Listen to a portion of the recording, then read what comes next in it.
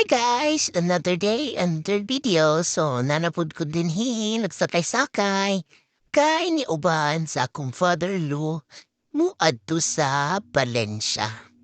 So, let's go!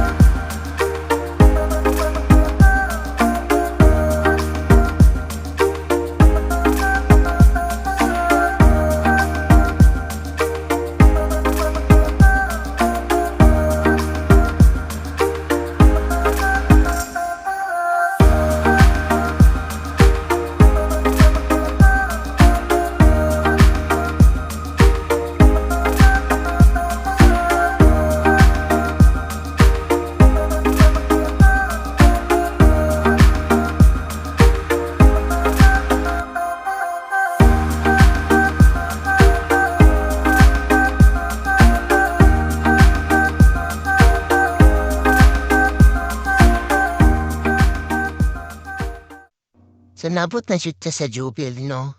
Yan himidre kay naghatod mi ang ligit kay gipaayos si Tonton.